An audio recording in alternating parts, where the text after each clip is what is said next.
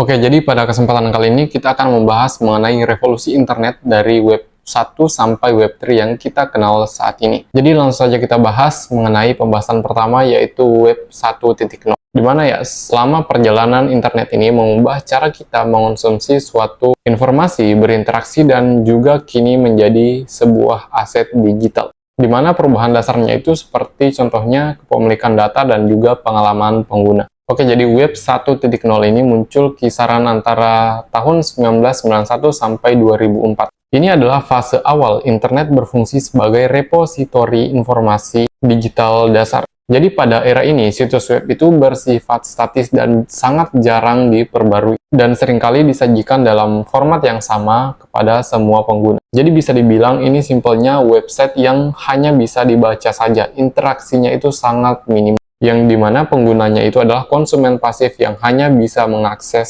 informasi yang disajikan dalam sebuah situs. Jadi kemunculan web 1 ini didorong oleh penemuan World Wide Web atau kita sering sebut yang namanya WWW, yang dimana bertujuan untuk memfasilitasi pertukaran informasi akademis. Situs-situs ini dibangun menggunakan HTML dasar dan juga berada pada sebuah server pribadi atau sebuah server suatu institusi. Karena pada zaman ini belum ada yang namanya mesin pencari yang canggih. Ini adalah masa di mana internet itu seperti perpustakaan digital yang terstruktur, tapi sangat terbatas dalam hal fungsional dan juga interaksi di dalamnya. Contohnya itu seperti Yahoo. Nah, mulailah setelah tahun sekitaran 2004, kita memasuki yang namanya Web 2. Ini adalah era internet yang kita kenal dan juga kita gunakan saat ini. Ini mengubah cara internet bekerja dari web 1 sebelumnya, di mana hal ini lebih dinamis dan juga lebih interaktif. Jadi memungkinkan pengguna itu tidak hanya membaca pada web 1 sebelumnya, tetapi juga membuat konten dan juga bisa berinteraksi di dalamnya. Inovasi sosial media yang ada pada era ini menciptakan interaksi yang lebih aktif ketimbang web 1 sebelumnya itu. Jadi kemunculan web 2 ini didominasi oleh perusahaan big tech ya, dari luar negeri, contohnya Facebook, Google, Amazon, dan juga Twitter yang kita kenal X, di mana model bisnis mereka ini yaitu berpusat pada sentralisasi. Platform seperti Facebook dan juga YouTube seperti ini, mereka menyediakan layanan penyimpanan foto secara gratis dan juga jejaring sosial media. Sebagai gantinya, mereka mengumpulkan dan juga memonetisasi kita semua dengan cara menampilkan sebuah iklan. Karena mungkin juga kalian pernah berpikir ya, kenapa kita menggunakan platform seperti Facebook, Instagram, YouTube itu secara gratis? Nah, kalian bisa berpikir bahwa jika sebuah jasa yang diberikan secara gratis, bisa jadi kalian adalah produknya itu sendiri.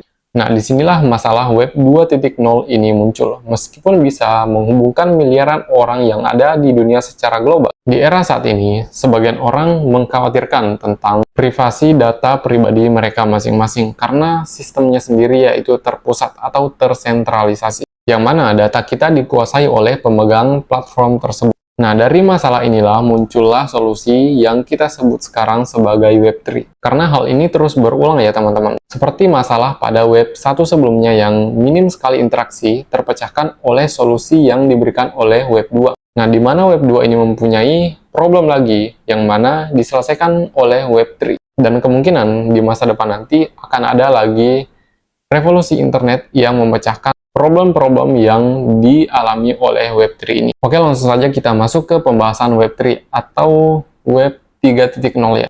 Jadi perbedaan paling mendasar dari Web 3 atau Web 3 ke Web 2 sebelumnya yaitu masalah sistemnya, yang dimana sistem dari Web 3 ini terdesentralisasi, yang dimana sebelumnya di Web 2 hanya dikuasai oleh beberapa pihak saja karena sistemnya yang terpusat. Fondasi utama dari Web 3 ini yaitu terletak pada jaringan blockchain, yang memungkinkan terciptanya jaringan yang terdesentralisasi, transparan, dan tanpa otoritas pusat. Di Web 3, pengguna tidak hanya berkontribusi dalam hal membagikan konten, tetapi mereka juga bisa memiliki bagian dalam jaringan tersebut, atau aset digital mereka sendiri melalui kripto dan juga NFT, non-fungible token.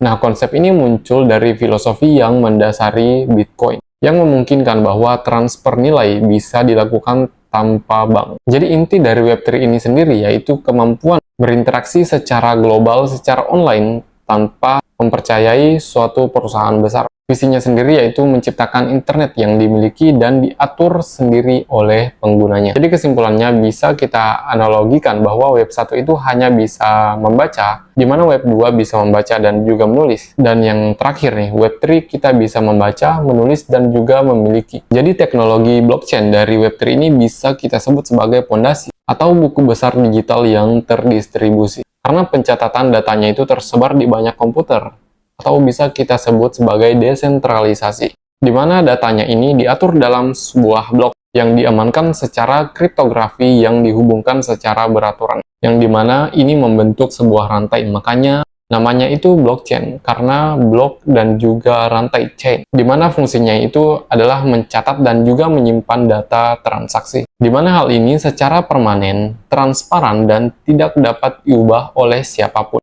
Di mana Bitcoin adalah aplikasi pertama dan dibuat dan juga berjalan di atas teknologi blockchain. Di mana kalian sudah tahu lah, Bitcoin itu adalah aset digital dan juga mata uang cryptocurrency pertama dengan sistem terdesentralisasi. Nah, fungsi utamanya yaitu sebagai alat tukar. Jika kalian membaca white papernya, di situ tertulis bahwa peer-to-peer electronic cash system, di mana bisa menyimpan nilai tanpa perlu otoritas terpusat seperti perusahaan Facebook dan juga bank-bank besar yang ada di dunia. Hal ini saling terikat ya, karena setiap transaksi Bitcoin yang kalian lakukan, misalnya pengiriman Bitcoin dari satu alamat ke alamat yang lain, semuanya itu dicatat, divalidasi dalam jaringan, dan ditambahkan dalam blockchain Bitcoin itu sendiri.